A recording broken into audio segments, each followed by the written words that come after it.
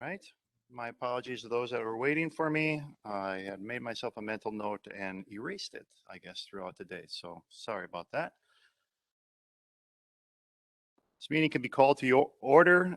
Meeting of the Joint Review Board on Tuesday, December 7th at around 6 p.m. or shortly thereafter at the Germantown Village Hall Boardroom located in Germantown on Mequon Road.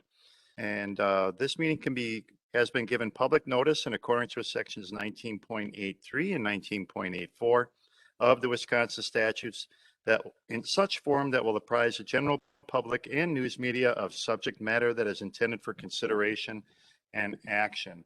Roll call shows Paul. Washington County. Dahl. Okay. Jeff Paula.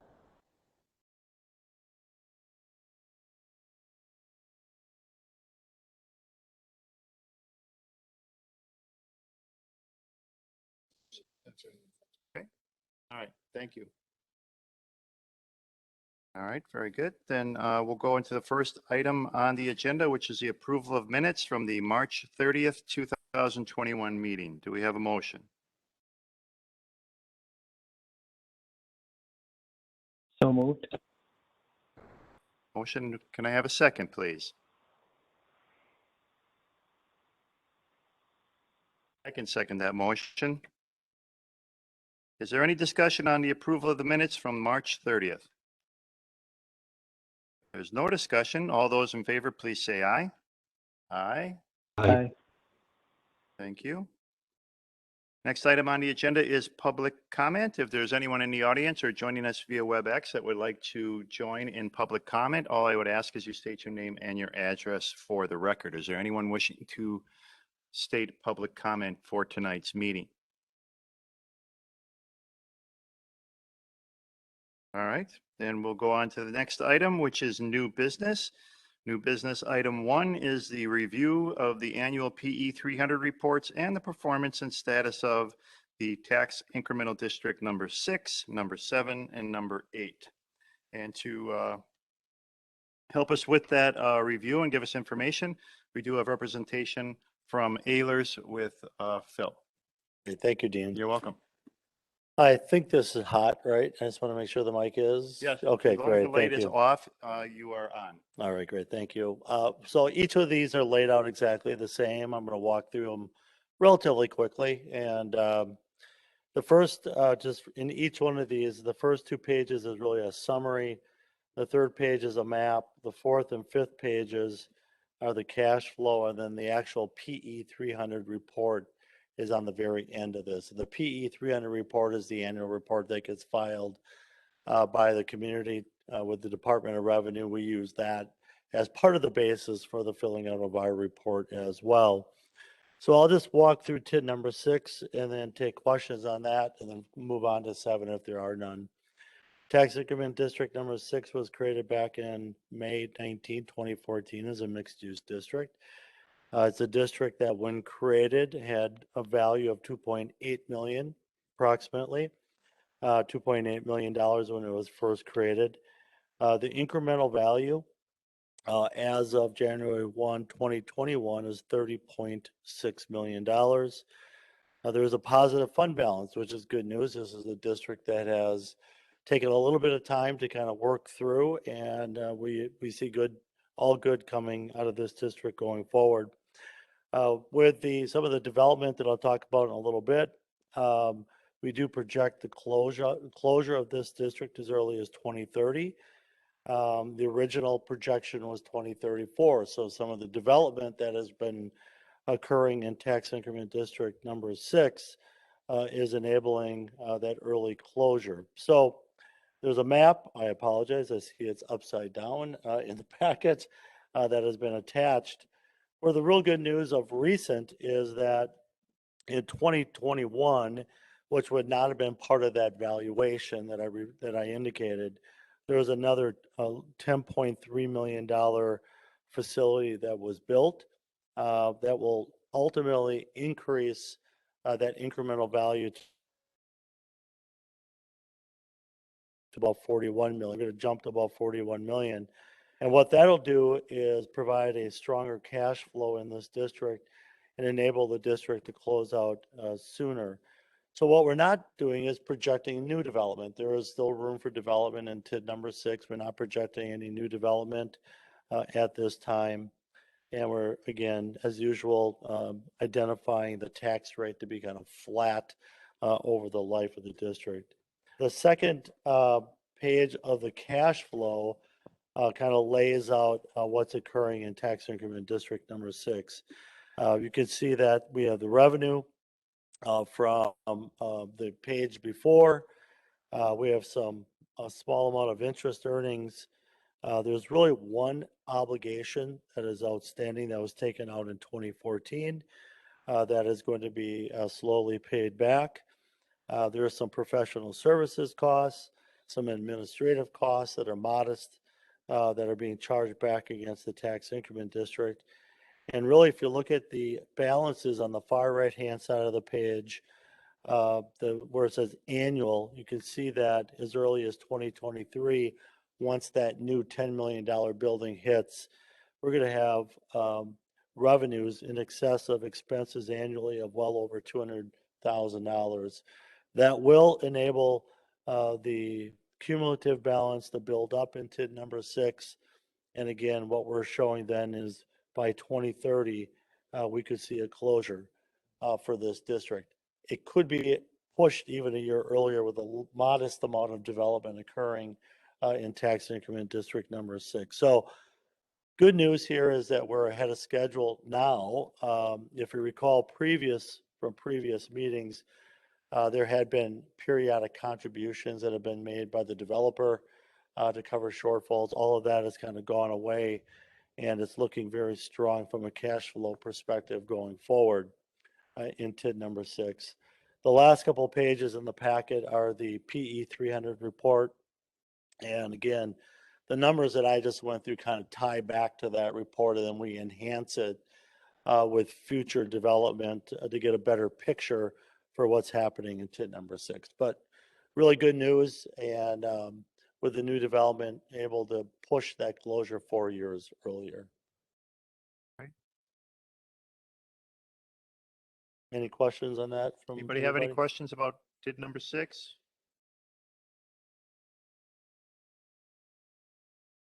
Okay, then we can go on to TID number 7.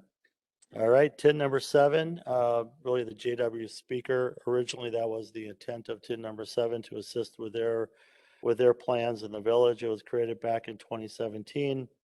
We did do an amendment in 2021. That amendment allowed for the addition of additional project costs that will spur additional development that we'll talk about in a little bit. And we did add additional parcels to the district as well.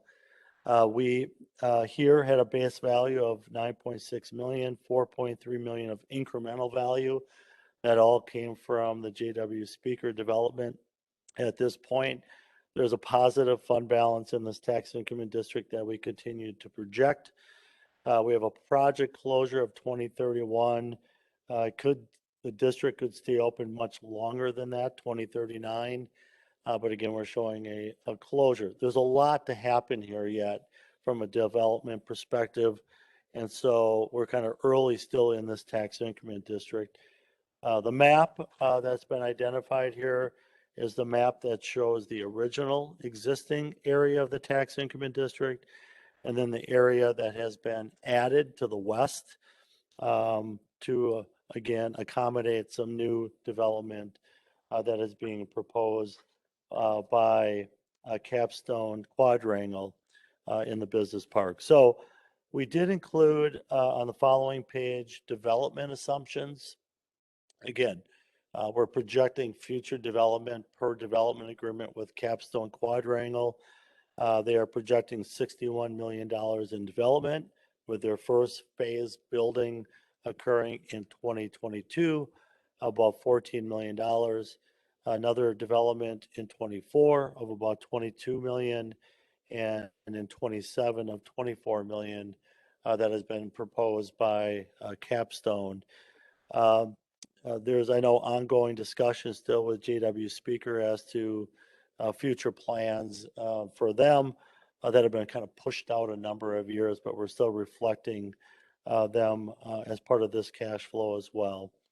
So with that development, and again, there's a lot coming, we fully expect that this district will cash flow long-term, close out early. But again, early in the process, especially with the amended area, that roughly $61 million coming from Capstone occurring over the next number of years. So we're pretty early in this process of this tax increment district.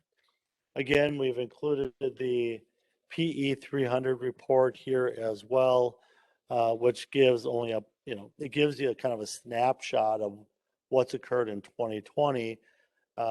This did not include the amendment, does not include the Capstone proposed development in the future as well.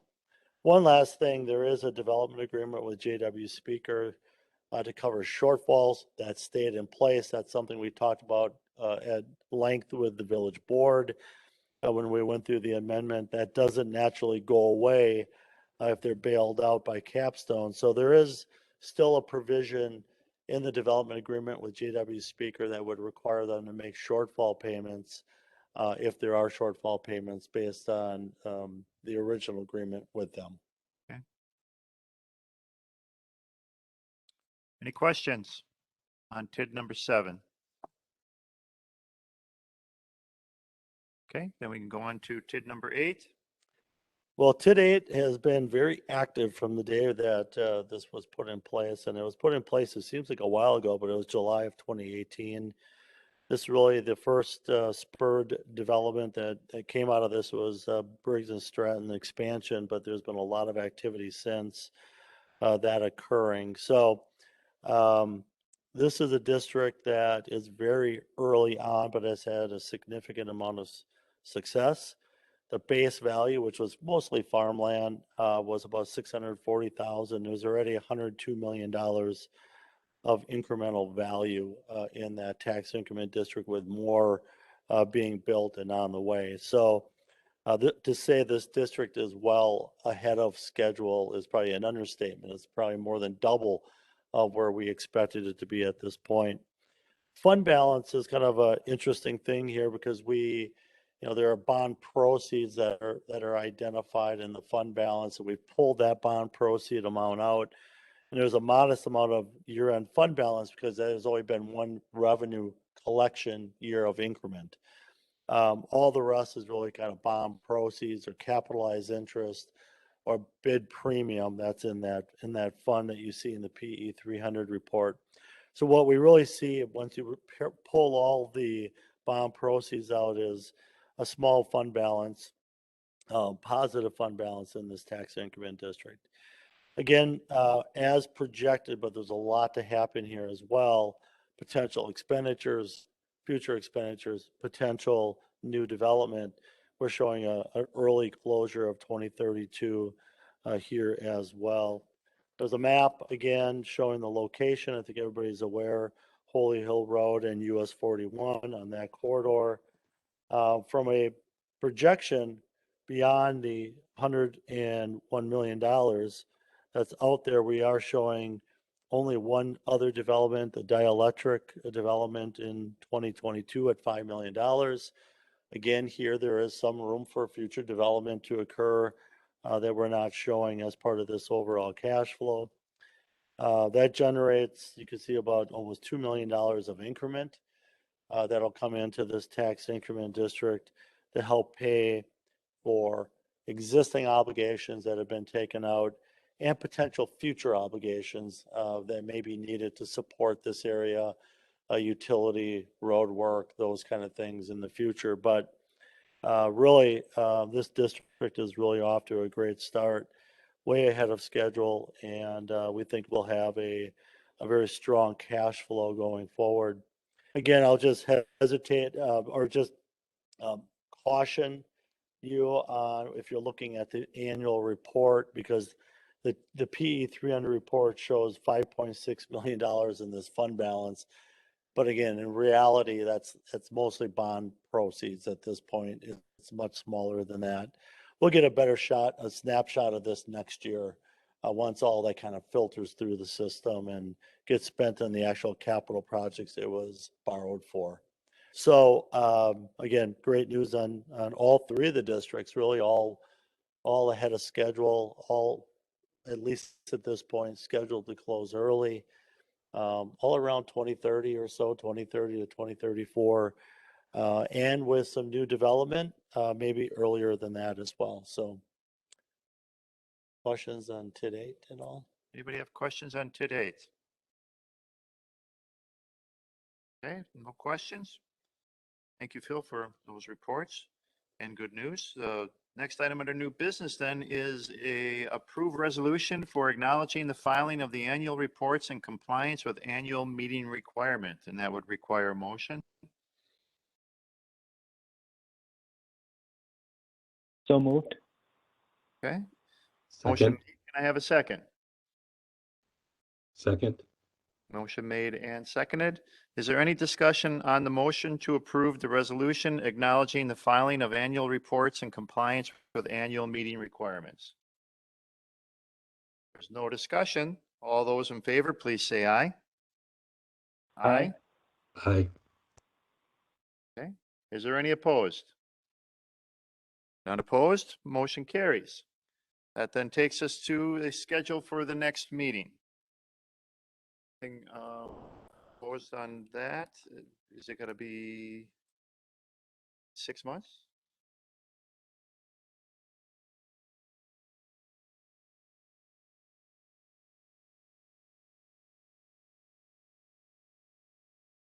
I would say at this point, there's no need to schedule another meeting. The village board did authorize a feasibility study for potential tax increment district funding for a development project on County Line and Landon Road in Germantown. And depending upon the results of that analysis, the Joint Review Board may be convened sometime in the first part of 2022 to potentially take action on that.